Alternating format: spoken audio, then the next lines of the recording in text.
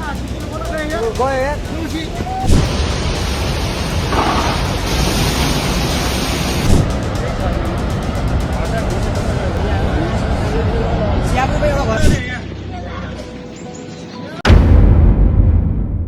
दोस्तों, आपको याद है कुछ दिन पहले नेपाल में मुसलमानों के साथ क्या हो रहा था? मस्जिदों पर पत्थर फेंके जा रहे थे और कुरान पाक को आग लगाया जा रहा था। अगर आपको याद ना हो तो हालात आपके सामने हैं, आप देखिए। ये यहाँ आप देख सकते हैं किस तरीके से मस्जिदों पर पत्थर फेंकते हुए ये लोग नजर आ रहे हैं। ये इस वीडियो में देखिए, मुसलमानों को दौड़ा दौड़ा कर पीटा जा रहा है।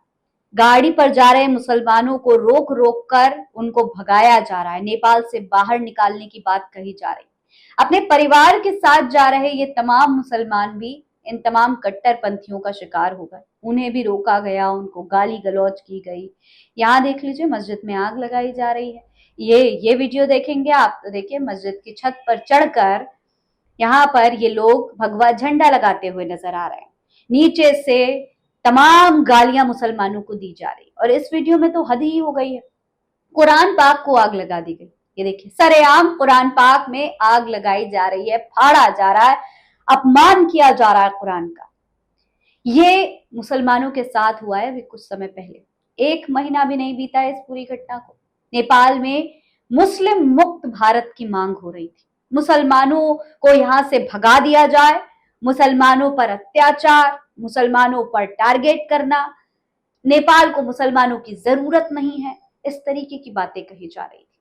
सिर्फ इसलिए क्योंकि कावड़ यात्रा के दौरान कुछ मुसलमानों ने डीजे बंद करने की मांग कर दी थी और इसके बाद हंगामा शुरू हो गया था। और इसको लेकर के पूरे देश के मुसलमानों को टारगेट किया जाने लगा। पूरे देश के मुसलमानों पर हिंसा शुरू हो गई। लेकिन आज आज ये तमाम जो चीजें मुसलमानों के साथ हुई और सबसे बड़ी बात, कुरान को जो आग लगाया गया, उसका कहर आज नेपाल में नजर आ रहा है। जी हाँ, लोगों का कहना है कि जब ऊपर वाला नाराज होता है तो किसी न किसी तरीके से अपनी नाराजगी जाहिर करता है, अपना गुस्सा जाहिर करता है। और आप सोचिए, जब कुरान जैसी किताब को, पाक किताब को आग लगाया गया हो, जिस जमीन पर कुरान को जलाया गया हो, वहां पर खुदा का कैसा कहर नजर आ सकता है। आपको अंदाजा भी नहीं होगा कि अल्लाह का किस तरीके का कहर होता है, कैसे अल्लाह अपना गुस्सा जाहिर करता है। और अगर अंदाजा नहीं है तो नेपाल की जो मौजूदा हालत है वो आप देख सकते हैं। ये तस्वीरें मौजूदा हालत बयां कर रही हैं नेपाल की।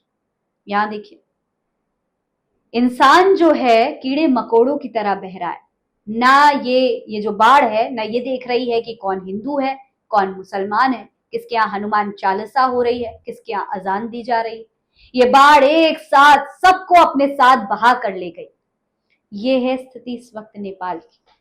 दोस्तों, लोगों का कहना है कि इस वक्त नेपाल में अल्लाह का कहर बरपा हुआ है। नेपाल में जिस तरीके से मुसलमानों को टारगेट किया गया, कुरान का अपमान किया गया, आज उस पर अल्लाह का ऐसा कहर दिखाई दिया जिसका कोई अंदाजा भी नहीं लगा सकता। तो आखिर क्या हुआ है नेपाल में, किस तरीके की तबाही मची हुई है, सब कुछ आज के इस वीडियो में मैं आपको एक एक करके तस्वीरों के जरिए दिखाऊंगी। इसलिए वीडियो को पूरा जरूर देखिएगा और सोचिएगा जरूर कि क्या वाकई ऐसे अल्लाह अपना गुस्सा जाहिर करता है, अपनी नाराजगी जाहिर करता है। ये देखिए, आपके सामने ये तमाम तस्वीरें, ये तमाम वीडियोस नजर आ रही हैं। यहाँ भी देखिए, यहाँ भी देखिए, इस वाली वीडियो में भी देखिए, इसे भी देखिए, इसे भी देखिए, और ये तमाम तस्वीरें जो आपके सामने नजर आ रही हैं, इनको एक एक करके गौर करके देखिए और देखिए, ये है अल्लाह का गुस्सा, अल्लाह का इंतकाम। यहाँ पर आप देख सकते हैं, इस वीडियो में देखिए, बताया जा रहा है नेपाल की बाढ़ से अब तक भयानक तबाही आई है। 100 लोगों की मौत हो चुकी है अब तक। पूरा नेपाल तबाही की कगार पर खड़ा हुआ है। करीब 1000 से ज्यादा लोग लापता बताए जा रहे हैं। 42 किलोमीटर की सड़क बह गई है, कई सारे पुल टूट गए हैं। चीनी मीडिया के मुताबिक तिब्बत के गियरोग में 3 लोगों की मौत हुई है और 265 लोग लापता हैं। कैलाश मानसरोवर यात्रा पर गए 400 से ज्यादा लोगों से संपर्क टूट चुका है। इसके अलावा 9 बैंक बह गए हैं, 26 कर्मचारी लापता हैं। अनगिनत बिल्डिंग और गाड़ियां बह चुकी हैं, सब तबाह हो गया है। भारत और चीन दोनों ने नेपाल को मदद भेजी है। आप इस वीडियो में अंदाजा लगाइए देख करके कि क्या हालत होगा वहां के लोगों का, क्या किस तरीके से ये जो घर दिखाई दे रहे हैं, ऊपर से ये ड्रोन शॉट है और अगर आप देखें तो देखिए छोटे छोटे ये घर दिखाई दे रहे हैं एकदम माचिस की डिब्बी की तरह, और लग रहा है किसी ने पानी फेंका और सब कुछ बह गया, सब कुछ तबाह हो गया। ऊपर वाले के हाथ में सब कुछ है, वो जब चाहे जिसको चाहे अता कर सकता है और जब चाहे छीन सकता है, गुस्से में आकर सब कुछ बर्बाद कर सकता है, और वो तबाही, वो गुस्सा यहाँ नजर आ रहा है।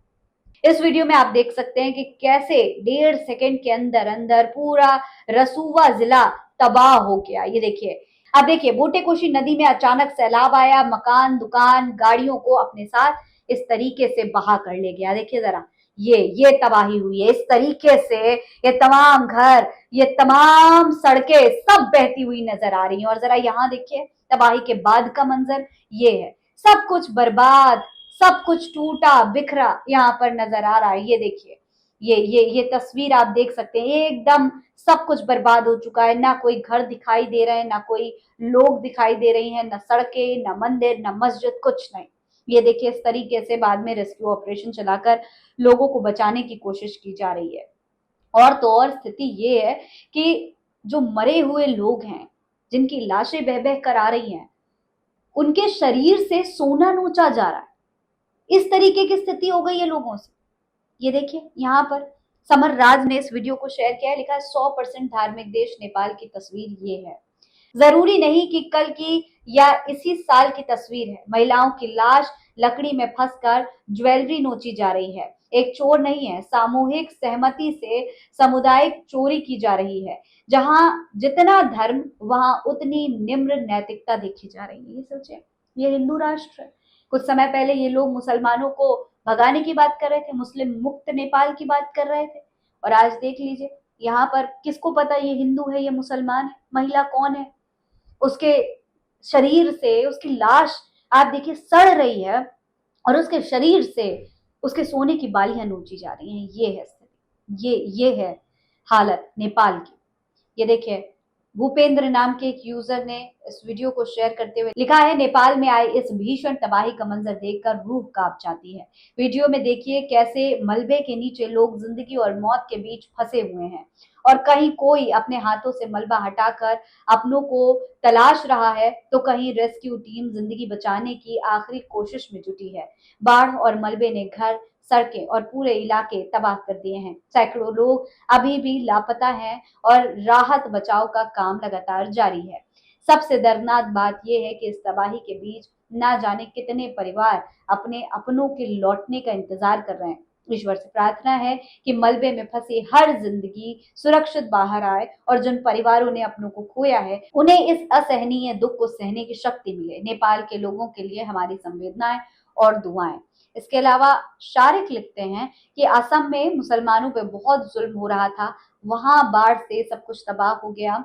अभी बस कुछ दिन पहले ही नेपाल में मस्जिदें जलाई गई, मुसलमानों को मारा गया। अब नेपाल का हाल देख लो, कुछ इलाके बहुत तबाह हो गए हैं। नेपाल में बाढ़ का भयानक तांडव, देखते ही देखते सब कुछ बह गया। कई बाजार, गांव और जल विद्युत योजनाएं इसकी चपेट में आ गई। तुम जैसा करोगे उससे बुरा तुम्हारे पास लौटेगा या तुम्हें मिलेगा। इसके अलावा एक और यूजर हैं, ये लिखते हैं कि नेपाल की रक्षा महादेव करेंगे, लेकिन नेपाल ने जो हरकत की मुसलमानों के साथ, उसका उनका घर उजाड़ दिया गया, कितने व्यक्ति हत्या, उनका हिसाब भगवान ले रहा है। तुम जैसा करोगे वैसा भरोगे, परंतु न्याय भगवान ने तुरंत कर दिया। इसके अलावा जरा आप यहाँ देख लीजिए, इस तरीके से ये वीडियो शेयर की गई है। अभी बस कुछ दिन पहले ही नेपाल में मस्जिदें जलाई गई, मुसलमानों को मारा गया। अब नेपाल का हाल देख लो, कुछ इलाके बिल्कुल तबाह हो गए हैं, देखते ही देखते सब कुछ बर्बाद। कई बाजार, गांव, जल विद्युत योजनाएं बाढ़ की चपेट में आ गई है। तुम जैसा करोगे वैसा ही मिलेगा। इसके अलावा ये तमाम तस्वीरें, ये तमाम हालात तो आपके सामने है ही कि मुसलमानों के साथ किस तरीके की घटनाएं की गई थी। अगर आप देख रहे हैं तो आप अंदाजा लगा सकते हैं कि ये हाल है नेपाल का। ऐसे ही आपको याद होगा असम में भी हुआ था, मुसलमानों को भगाने की बात कही जा रही थी, मुसलमानों के ऊपर बॉयकॉट करने की, उन पर अत्याचार करने की बात की जा रही थी, और फिर असम में भी तुरंत बाढ़ आई और अब नेपाल में तो जरा समय नहीं हुआ, 1 महीने से कम समय हुआ है और बाढ़ से सारा सब कुछ तबाह हो गया। दोस्तों, ऐसी स्थिति में सबके लिए संवेदनाएं हैं, सबके लिए दुआएं हैं, सबको सुरक्षित रखे ऊपर वाला, इनकी जो भी गलतियां हैं उनको माफ करे। लेकिन ये जरूर याद रखना चाहिए कि जब किसी का अपमान करोगे, जब ईश्वर की बनाई हुई इंसान का अपमान करोगे, मुसलमानों को इस तरीके से मारोगे, कुरान को जलाओगे, मस्जिदों को जलाओगे, अल्लाह के घर को जलाओगे, उस पर पत्थर फेंकोगे, तो अल्लाह का गुस्सा तो जाहिर तौर पर नजर आएगा। फिलहाल नेपाल के लिए सभी की दुआएं। इस पूरे मामले पर आप क्या कहेंगे, कमेंट बॉक्स में लिखकर हमें जरूर बताएं।